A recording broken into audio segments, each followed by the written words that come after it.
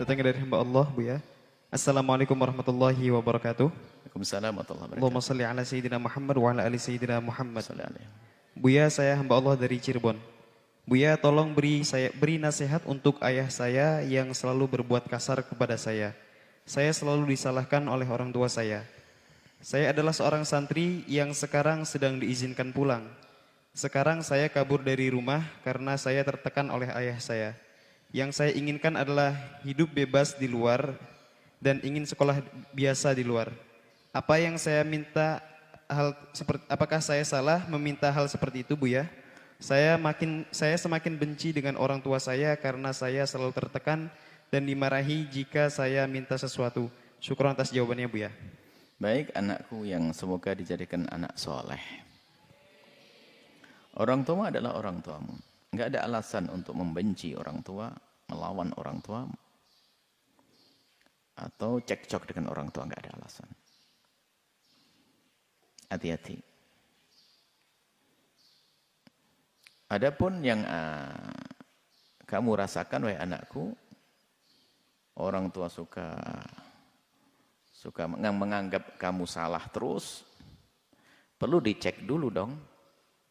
Ada memang orang yang tidak bisa dikritisi, itu sifat jelek. Jadi bukan karena orang tua kadang bukan menyalahkan terus, ngingetkan saja kadang dianggap menyalahkan. Ini karena hati kita yang jelek. Orang tua menghendaki kita yang baik, dianggap membatasi haknya. Kelihatannya disuruh mondok, saya ingin sekolah bebas. Loh, mondok itu kan maksud orang tua demi kebaikanmu. Jangan-jangan yang rusak itu hati kita. Sehingga semua arahan kebaikan dari orang tua kita anggap itu sebagai pengekangan atau dianggap sebagai amarah, dianggap sebagai penyalahan untuk kita, menyalahkan kita. Ini berarti kita yang kotor. Dan memang ada manusia semacam itu. Salah terus. Dan ini akan berlaku dalam dunia pendidikan. Seorang murid menganggap disalahin terus sama gurunya. Padahal seorang pendidik kadang-kadang membuat semacam itu untuk meruntuhkan kesombongan. Seorang ayah mungkin mendidik anaknya seperti itu karena apa? Anaknya ada sifat sombong. Tapi dasar anaknya nggak punya kesadaran, dianggap itu menyalahkan terus. Kalau menyalahkan itu karena kamu salah mungkin. Kalau kamu tidak salah, ya tinggal senang aja, saya tidak salah. Ya enggak saya tidak seperti itu. Selesai. Jadi khawatir ada sifat jelek di anak. Sehingga saya ingin bebas. Nah ini ada tanda kalau itu sifat jelek. Saya ingin bebas. Saya semakin benci pada orang tua. Nah, dari rasa benci itulah orang akan menganggap nasihatnya jadi cacian. Karena sudah nggak ada senang di hati kita. Jadi nasihati juga dianggap itu sebagai permusuhan. Ini bahaya. Sepertinya yang perlu dibenahi adalah hatimu, wahai anakku. Ayahmu adalah ayahmu, lihat. Pesan Allah, wa qadara rabbuka la ta'budu illa iyyahu wa bil walidaini ihsana. Birrul walidain. Nabi menyebutkan, dengar baginda Nabi dan dengar Allah, akan lembut hatimu setelah itu. Jadi jangan sama sekali merasa disalahkan. Kalaupun ternyata orang tuamu menyalahkanmu yang kamu tidak salah, nggak perlu dibantah saat itu. Nanti cari waktu untuk menjelaskan. Bantah nggak sah. Nggak perlu marah-marah dengan orang tua.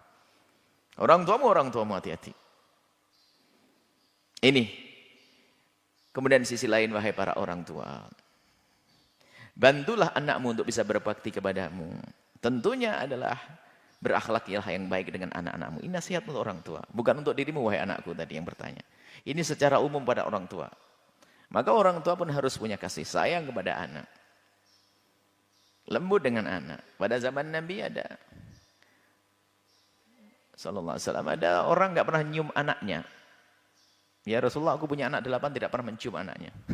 Orang seperti itu nggak akan bisa punya kasih sayang kepada umat. Nabi marah kok. Berlemah lembut kepada anak itu penting. Bermain dengan anak itu penting. Kasih sayang itu penting.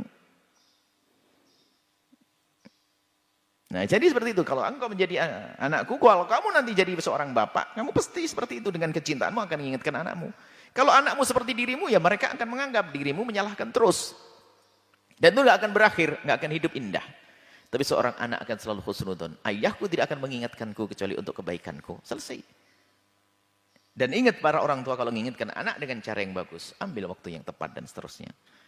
Sekiranya mereka menjadi mudah untuk menerima. Bantulah anakmu untuk bisa berbakti dengan memberikan nasihat yang tepat waktu, tepat porsinya, dosisnya, dengan cara yang bagus. Ini penting sekali dalam mengingatkan anak-anak kita. Ini saja insya Allah biar semuanya dapat pesan ya.